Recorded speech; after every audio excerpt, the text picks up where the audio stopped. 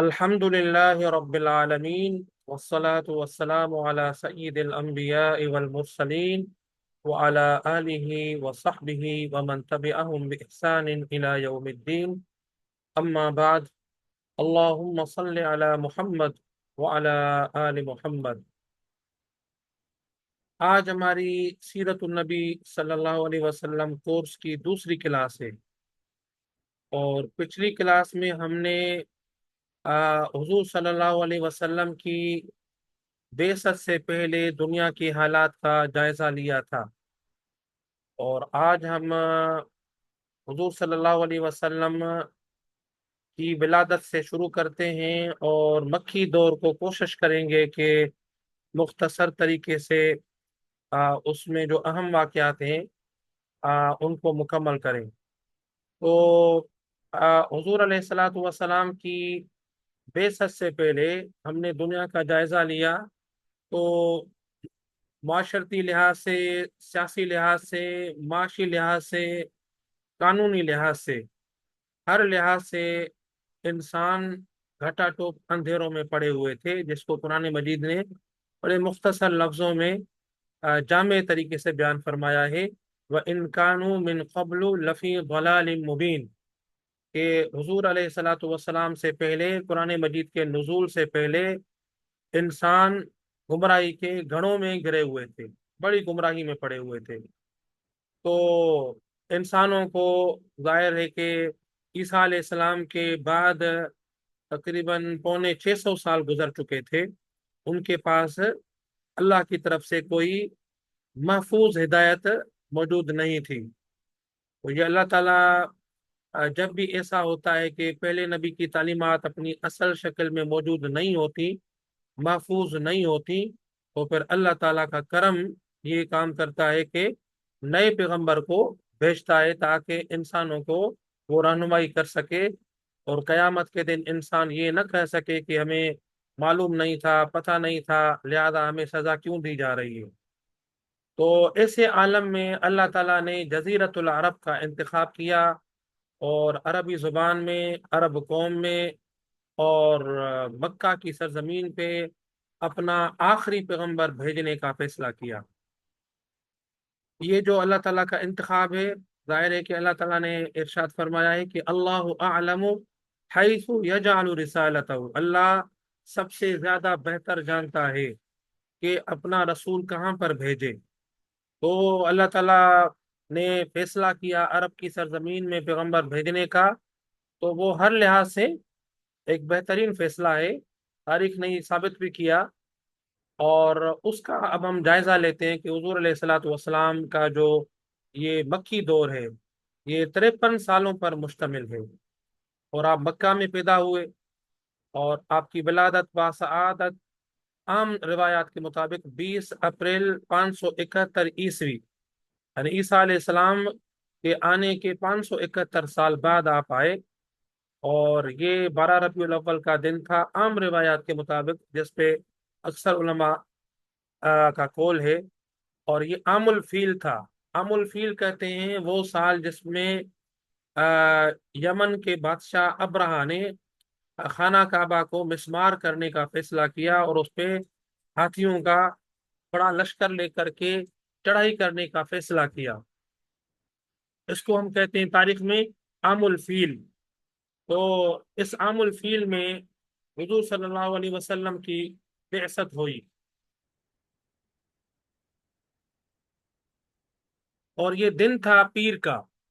پیر کے دن حضور علیہ الصلاۃ والسلام کی ولادت باسعادت ہوئی، اور اس کے بعد آپ علیہ الصلاۃ والسلام کے والد کا نام، یہ مشہور چیزیں ہم پڑھ لیتے ہیں پہلے، اس کے بعد اصل جو مکے کی زندگی کا مقصد ہے، مشن ہے، اس کو بیان کریں گے۔ آپ کے والد کا نام حضرت عبداللہ، والدہ کا نام بی بی آمنہ بنت وہب، اور آپ کی پیدائش سے پہلے ہی آپ کے والد ماجد شام کے سفر پر گئے ہوئے تھے، اور وہاں پہ سے جیسے واپس ہوئے، آپ علیہ الصلاۃ والسلام بیمار ہو گئے، اور اس کے نتیجے میں آپ کے والد صاحب بیمار ہو گئے، اور ان کی وفات ہو گئی راستے میں۔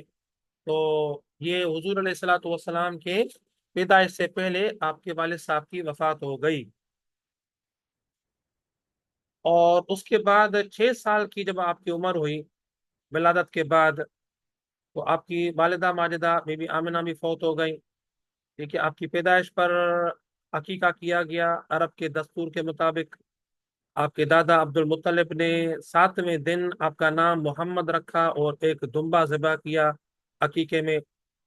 اور جب آپ 8 سال کے ہوئے تو آپ کا دادا بھی فوت ہوا، عبد المطلب۔ انہوں نے وصیت کی تھی حضور علیہ الصلوۃ والسلام کے چچا کو، ابو طالب کو، کہ آپ ان کو سنبھالنا۔ تو انہوں نے حضور علیہ الصلوۃ والسلام کی پرورش کا ذمہ اٹھایا، اور باقی جو چیزیں حضور علیہ الصلوۃ والسلام کی اس عمر تک پہنچتے پہنچتے، ظاہر ہے کہ وہ عرب کے دستور کے مطابق آپ علیہ الصلوۃ والسلام نے لباس پہنا، وہ آ، ان کے کلچر کے مطابق زندگی گزاری، لیکن شرک، بت پرستی اور بے حیائی، شراب نوشی، تمام برائیوں سے اللہ تعالیٰ نے ان کی حفاظت فرمائی تھی۔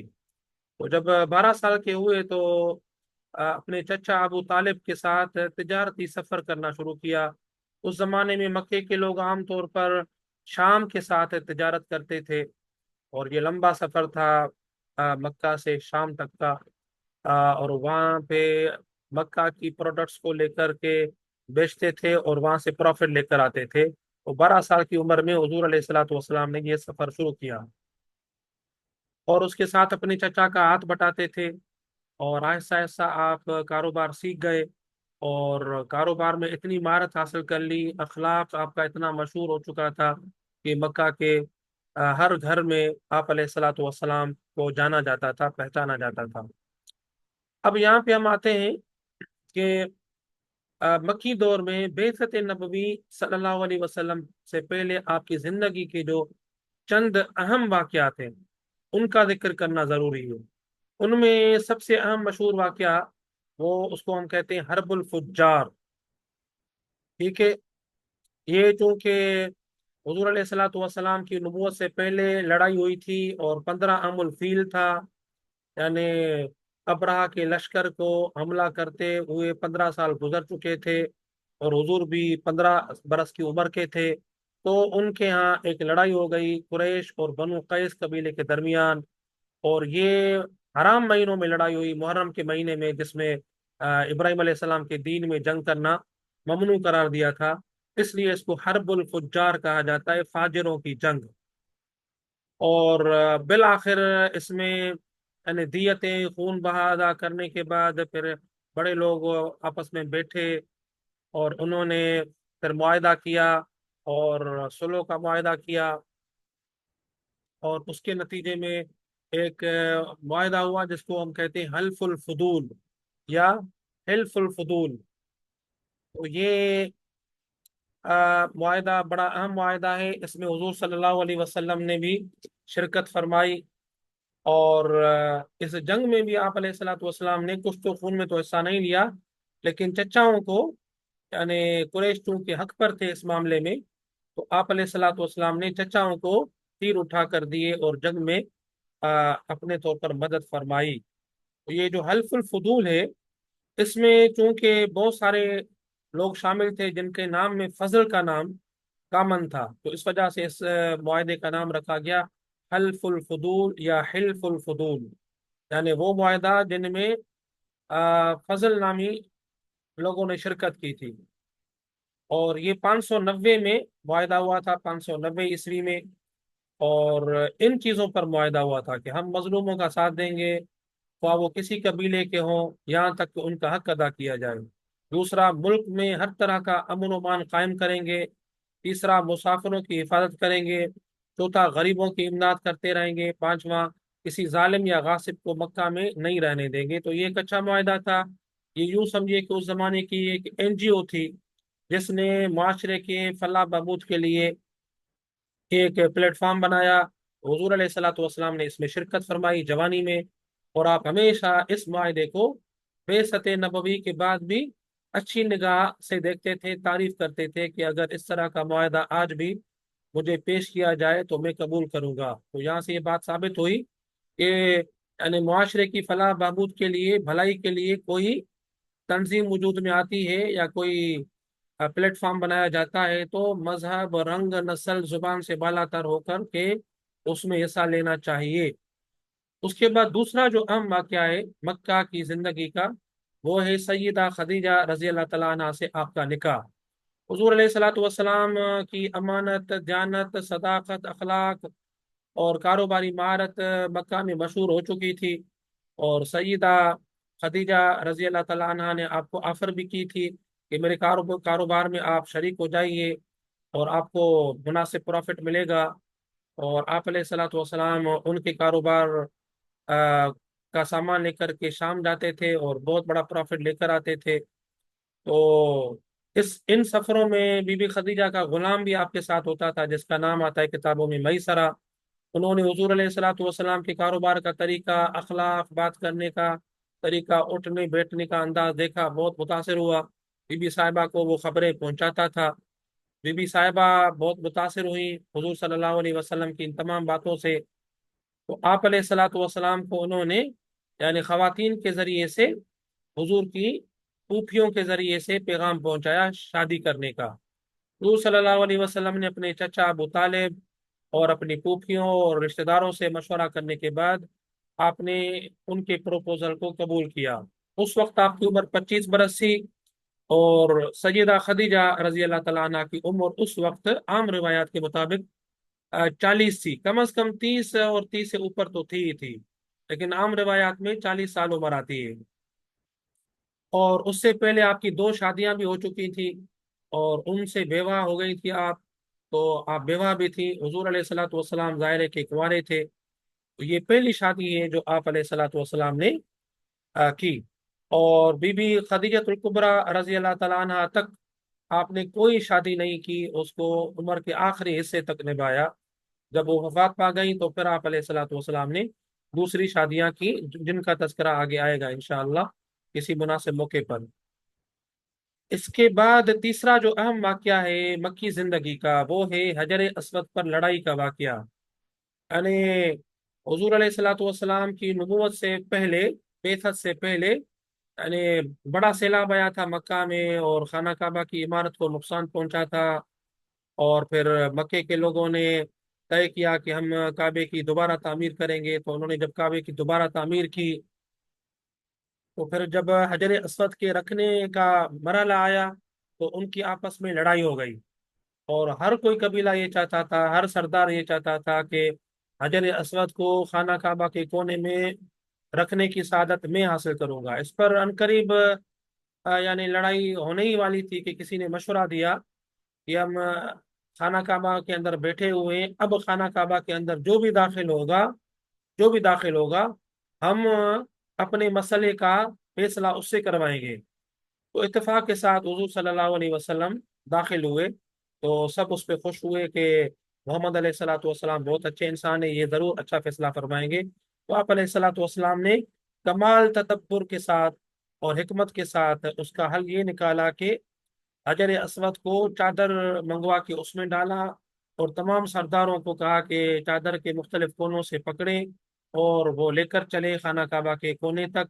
फिर आप अलैहिस्सलातु वस्सलाम ने चादर से हजर अस्वद उठाकर कोने में रखा। इससे सारे खुश हो गए, सबको भी फजीलत हासिल हो गई, मिल गई और मसला भी हल हो गया। तो ये नबूवत से पहले का वाकया है।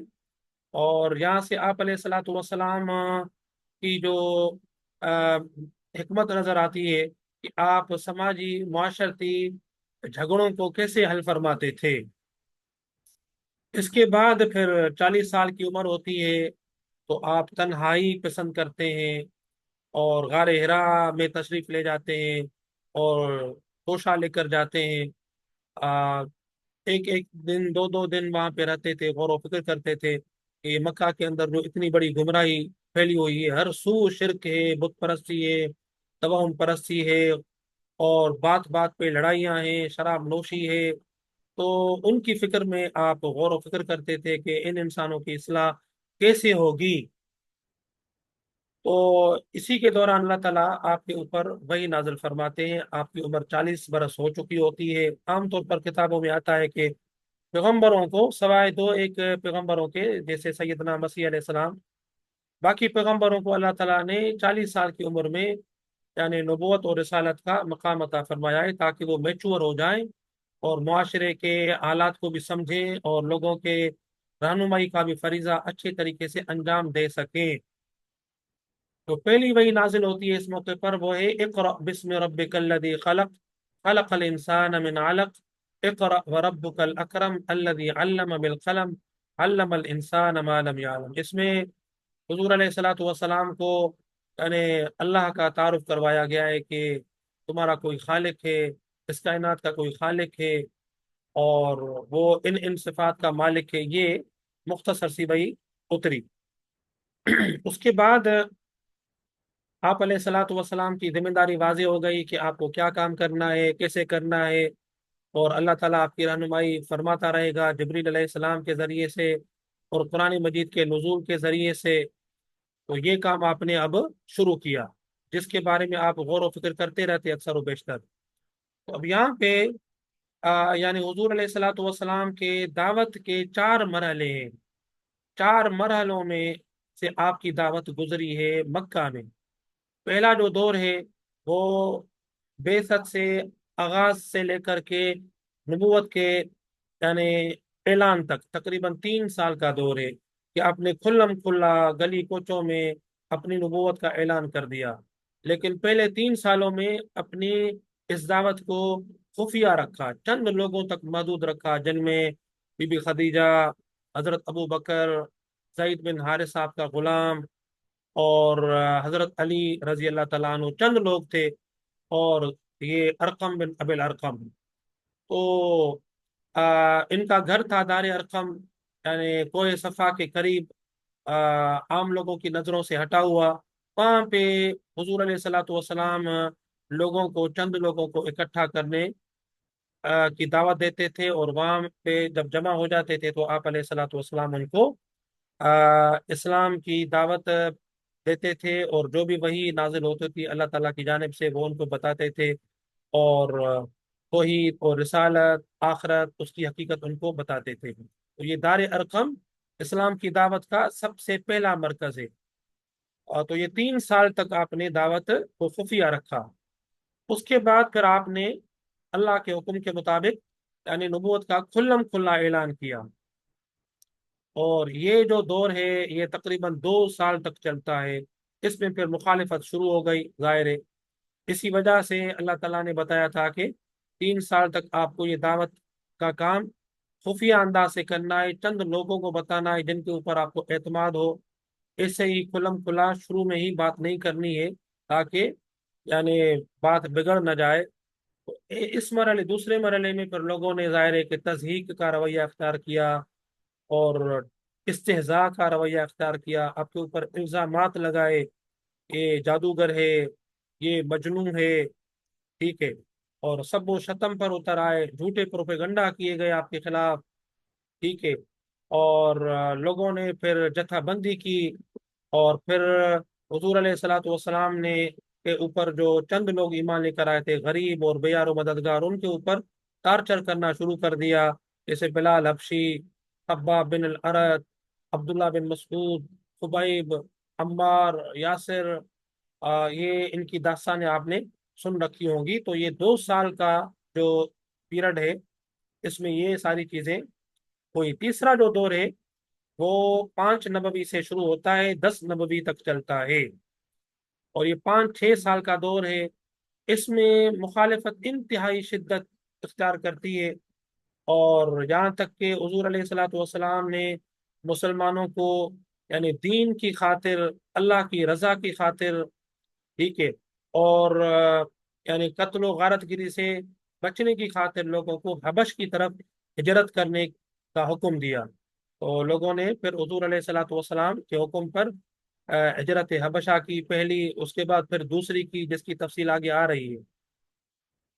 और इसी लंबे दौर में फिर जब मुसलमान बाज नहीं आए और हुजूर अलैहिस्सलातु वस्सलाम की दावत पर साबित कदम रहे, इस्लाम फैलता रहा, तो फिर एक हथकंडा ये भी इख्तियार किया गया कि मक्के के सारे यानी لوگوں نے مل کر کے حضور علیہ الصلوۃ والسلام کے خاندان کا، بنو ہاشم کا معاشرتی بائیکاٹ کیا، جس کو ہم کہتے ہیں سوشل بائیکاٹ، کہ ان کے ساتھ کاروبار، لین دین اور بات چیت اور شادی بیاہ، ہر طرح کی چیز ختم، تاکہ ان کے اوپر سوشل پریشر پڑے اور یہ اپنی باتوں سے باز آ جائیں۔ لیکن ظاہر ہے کہ حضور علیہ الصلوۃ والسلام نے اس کے اوپر صبر کیا، اور یہ صبر کا مرحلہ تھا۔ قرآن مجید نے بھی مسلمانوں کو بار بار صبر کی تلقین کی۔ یہ وہ شیب ابی طالب ہے، یعنی ابو طالب کی ملکیت میں یہ گھاٹی تھی پہاڑوں کے درمیان، جس میں بنو ہاشم کو، حضور علیہ الصلوۃ والسلام کو، اور جو شروعاتی دور کے مسلمان تھے ان کو یہاں پہ محصور ہونا پڑا، اور 3 سال تک یہ بائیکاٹ چلا۔ اس میں بڑا سخت یعنی یہ دور تھا، اور مسلمانوں کو شدید تکلیفیں ہوئی۔ اسی دوران بی بی خدیجہ رضی اللہ تعالیٰ عنہ کی وفات ہو گئی، پھر آپ کے چچا کی وفات ہو گئی، تو یہ بڑا مشکل مرحلہ تھا۔ تفصیل آپ نے کتابوں میں پڑھی ہوگی۔ اور یہ ہجرت حبشہ اولا، اس میں 11 مرد شامل تھے، 4 عورتیں شامل تھیں، مردوں عورتوں نے مل کر یہ ہجرت کی ہے، ٹھیک ہے؟ تو 15 لوگ تھے۔ اور حبشہ، جس کو آج کل ایتھوپیا بولتے ہیں ہم، وہ اچھا علاقہ تھا، عیسائیوں کا علاقہ تھا۔ وہاں کا حکمران جو نجاشی بادشاہ تھا وہ عادل بادشاہ تھا، اور بڑا بااخلاق بادشاہ تھا۔ حضور علیہ الصلوۃ والسلام نے ان کی تعریف سن رکھی تھی، تو آپ علیہ الصلوۃ والسلام نے مسلمانوں کو بچانے کی خاطر اور جنگ کو اوائڈ کرنے کی خاطر لوگوں کو جو ہے نا ہجرت کا حکم دیا۔ تو یہ پہلی ہجرت حبشہ ہوئی۔ اس کے بعد 3 4 ماہ گزرے وہاں پہ، تو ان تک یعنی مکے کے لوگوں نے، قریش کے لوگوں نے پروپیگنڈا کر کے یہ بات پہنچائی کانوں تک کہ مکے کے سارے لوگ مسلمان ہو چکے ہیں، ماحول تبدیل ہو گیا ہے، اب آپ واپس آ جائیں حبشہ سے مکہ۔ یہ ان کا پروپیگنڈا تھا، تاکہ مسلمان واپس آ جائیں، پھر ان کو مارے پیٹیں۔ تو پروپیگنڈا کے نتیجے میں مسلمان واپس آ گئے۔ جب آ کے دیکھا تو ان کو پتا چلا کہ یہ تو جھوٹا پروپیگنڈا تھا۔ پھر حضور علیہ الصلوۃ والسلام نے ان کو دوبارہ ہجرت کرنے کا حکم دیا۔ تو یہ تقریباً کوئی 3 4 ماہ کا عرصہ بنتا ہے اسی سال، یعنی کہ دوسری ہجرت کی انہوں نے۔ اور اس دوسری ہجرت میں 83 مرد اور 19 عورتیں۔ تو اس تعداد سے آپ کو اندازہ ہو رہا ہوگا کہ اسلام کتنی تیزی سے پھیل رہا تھا، ٹھیک ہے؟ اس میں ظاہر ہے کہ حضور علیہ الصلوۃ والسلام کا اخلاق اور ابتدائی مسلمانوں کی محنت یہ سب شامل ہے۔ تو یہ 2 ہجرتیں ہوئی جو آپ علیہ الصلوۃ والسلام نے یعنی دین کی خاطر لوگوں سے کروائی۔ یہ نقشہ دکھایا گیا ہے جس میں آپ دیکھ سکتے ہیں کہ مکہ سے مسلمانوں نے حبشہ کی طرف کس طرح ہجرت کی ہے۔ یہ درمیان میں سمندر ہے جس کو ہم کہتے ہیں ریڈ سی، جس میں فرعون غرق ہوا تھا، یعنی یہ جزیرۃ العرب ہے، مکہ ہے، اور اس کے ادھر مصر ہے، اور یہ حبشہ ہے، یہ افریقہ ہے۔ درمیان میں یہ سمندر ہے جس کو بحر کلثوم کہتے ہیں، یا ہم انگریزی میں ریڈ سی کہتے ہیں، جس میں فرعون بھی غرق ہوا تھا۔ یہ سمندر مسلمانوں نے کراس کر کے حبشہ کی طرف ہجرت کی۔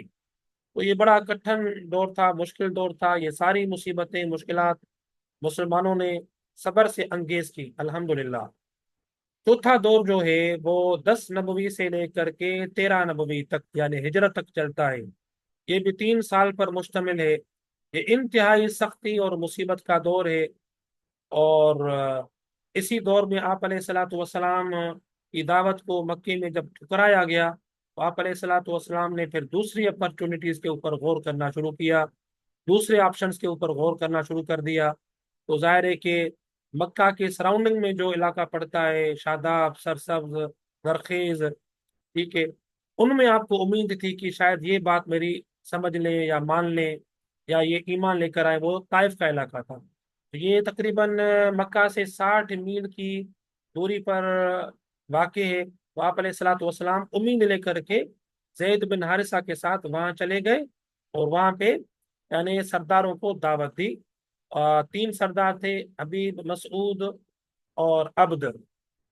انہوں نے تینوں نے دعوت کو ٹھکرا دیا، بلکہ حضور علیہ الصلوۃ والسلام کے ساتھ بہت ہی یعنی برا سلوک کیا۔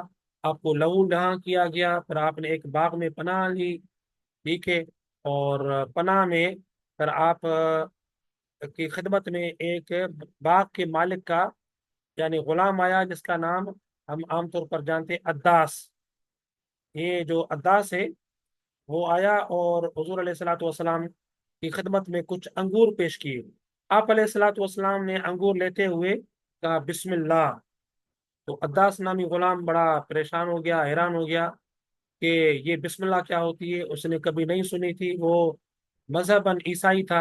حضور علیہ الصلوۃ والسلام سے پوچھا کہ یہ کیا بات ہے؟ تو آپ علیہ الصلوۃ والسلام نے لڑکے سے پوچھا، یہ لڑکے تو کہاں کا ہے؟ تو اس نے کہا کہ نینوا۔ آپ علیہ الصلوۃ والسلام نے کہا کہ اچھا میرے بھائی یونس کے علاقے کے ہو؟ تو اس نے کہا بالکل۔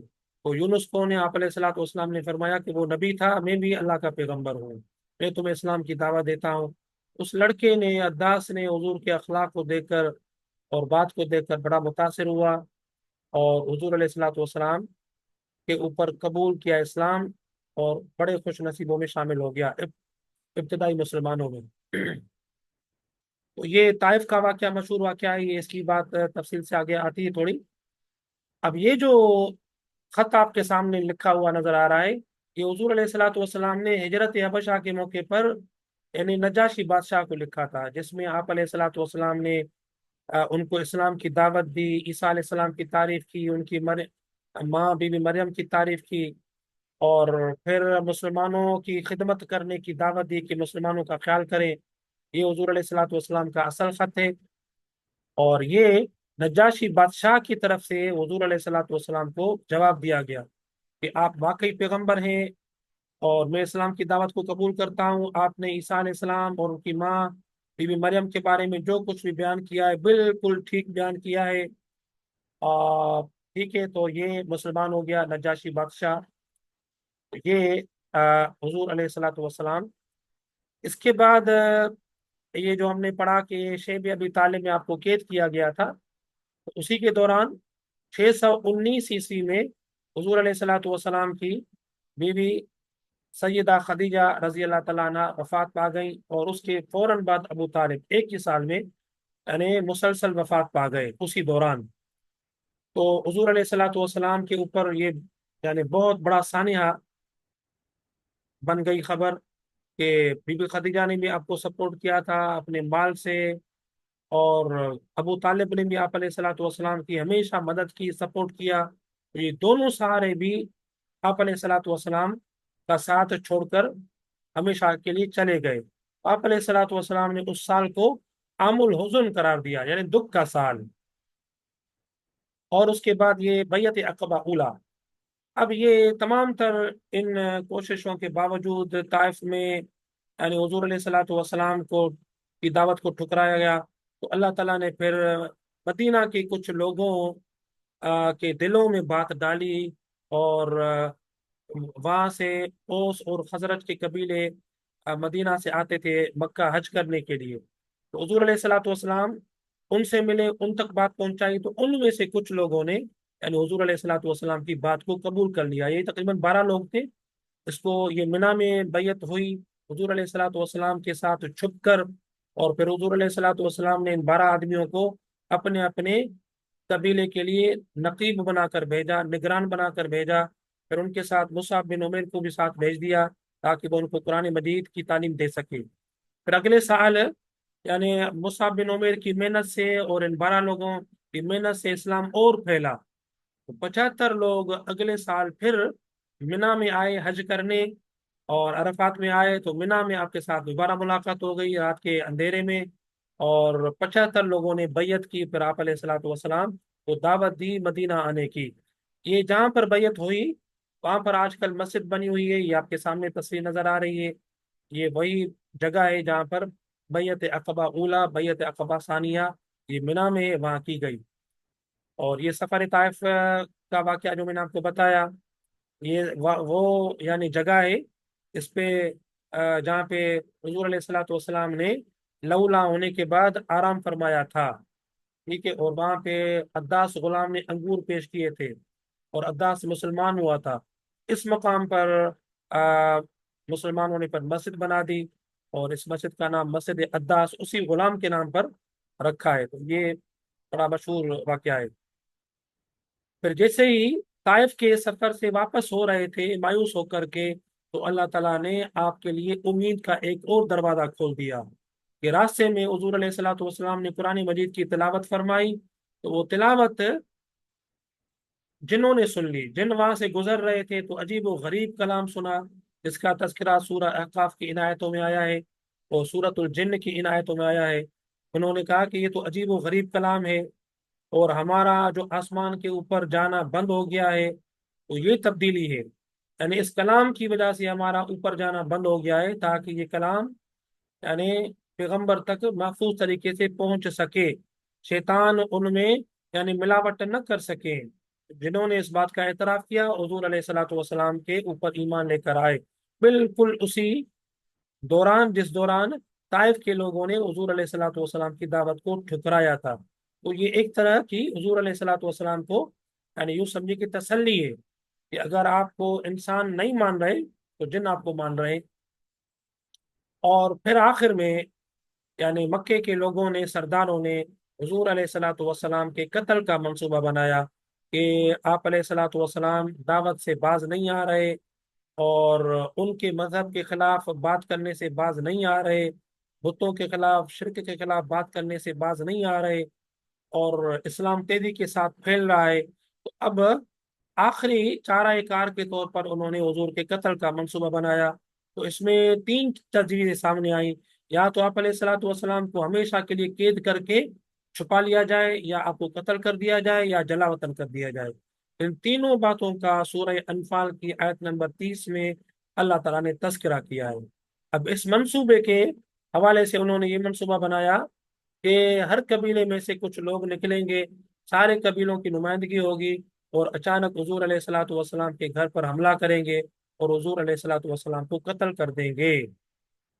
तो इस पर अल्लाह ताला ने हुजूर अलैहिस्सलातु वस्सलाम को हिजरत करने का हुक्म दिया। अब आप मक्का से मदीना की तरफ हिजरत का मंसूबा बनाते हैं। तो ये अहम वाक़यात है मक्का के। अब मक्के के ऊपर सरसरी निगाह डाल लेते हैं कि मक्का में आपकी दावत के जो मौज़ूआत थे वो फिक्री और ज़हनी मौज़ूआत थे।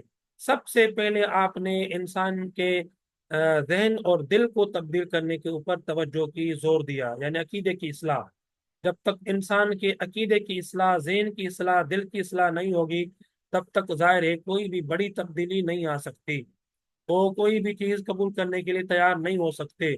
तो इस हवाले से तौहीद, रिसालत, आखिरत को बुनियाद बनाया गया, शिरक की तरदीद की गई और हुजूर अलैहिस्सलातु वस्सलाम की रिसालत को यानी बयान किया गया, दलाइल के साथ आखिरत के दलाइल दिए गए। आखिरत के हवाले से जो गलत फहमियाँ लोगों के जहनों में बैठी हुई थी, गलत तस्वुरात राइज थे, उनकी नफी की गई। और अकायद के साथ साथ यानी बुनियादी अखलाकियात के ऊपर जोर दिया गया। बुनियादी अखलाकियात जो सबके यहाँ मुसल्लमा थी, झूठ नहीं बोलना चाहिए, वायदे खिलाफी नहीं करनी चाहिए, बदजानती नहीं करनी चाहिए, ये जितनी भी चीजें हैं इनकी तालीम भी आप साथ साथ देते थे। तो ये मक्की दौरे जिसका तस्करा हमने आज पढ़ा। ठीक है। अगली क्लास में इंशाल्लाह, कल की क्लास में हम यहाँ से आगे चलेंगे और हिजरत का वाकया बयान करेंगे कि आप अलैहिस्सलातु वस्सलाम ने हिजरत के हवाले से क्या स्ट्रेटेजी बनाई और फिर क्या इक़दाम उठाए।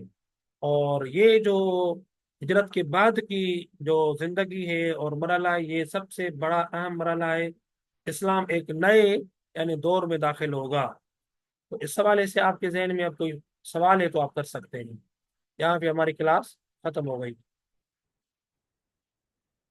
जी, ठीक है जी, इंशाल्लाह फिर कल मुलाकात होगी यहीं पर और यहीं से आगे चलेंगे इंशाल्लाह। अस्सलामु अलैकुम वरहमतुल्लाहि वबरकातुहू।